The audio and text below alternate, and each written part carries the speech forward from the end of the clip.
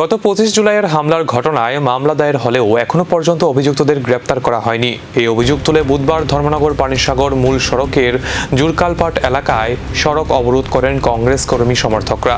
Rajnagar block কংগ্রেসের উদ্যোগে আয়োজিত এই কর্মসূচিতে নেতৃত্ব দেন কংগ্রেস নেতা দিগ্বিজয় চক্রবর্তী ও কেবল কান্তি নন্দী। উপস্থিত ছিলেন মহিলা কংগ্রেস নেত্রী মানসী মালাকার সহ অন্যান্য কর্মী সমর্থকরা। আন্দোলনকারীদের দাবি, হামলার ঘটনার মামলা হওয়ার পরও অভিযুক্তদের গ্রেপ্তার না করায় তাদের মধ্যে ক্ষোভ সৃষ্টি হয়েছে। অবিলম্বে অভিযুক্তদের গ্রেপ্তার করে আইনানুগ ব্যবস্থা নেওয়ার দাবি জানান তারা। অবরোধের জেরে ধর্মনগর পানিসাগর মূল সড়কে কিছু সময়ের জন্য যান চলাচল ব্যাহত হয়। খবর পেয়ে ধর্মনগর থানার অতিরিক্ত ইনচার্জ পুলিশ অফিসার দুলাল চন্দ্র দাসের নেতৃত্বে পুলিশ ও নিরাপত্তা বাহিনী ঘটনাস্থলে পৌঁছায়। পুলিশের সঙ্গে আলোচনা শেষে পরে অবরোধ প্রত্যাহার করে নেন আন্দোলনকারীরা।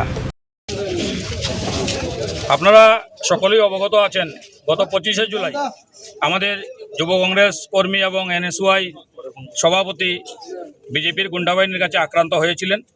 আমরা নামদাম নিয়ে থানায় মামলা করার পরও আজকে 17 দিন অতিক্রান্ত, ওনাদের গ্রেপ্তার করা হয়নি।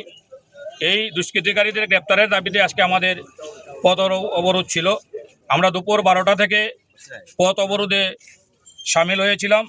এখন 1:30 বাজে ধর্মনগর থানা থেকে সেকেন্ড ইন ইনচার্জ এখানে এসেছেন, ওনার সঙ্গে আমাদের কথা হয়েছে। ওনাদের কথা থেকে আমরা যা বুঝতে পেরেছি, শাসক দলের ছত্রছায়ায় থাকায় কোনো অজ্ঞাত কারণে পুলিশ প্রশাসন ওনাদের গ্রেপ্তার করতে সাহস পাচ্ছে না। কিন্তু আইনের যে বেড়াজাল, আইনের বেড়াজালে থেকে ওদের নোটিশ দেওয়া হয়েছে। ওদের বিএনএস অ্যাক্টে 60 দিনের মতো চার্জশিট দিতে হবে।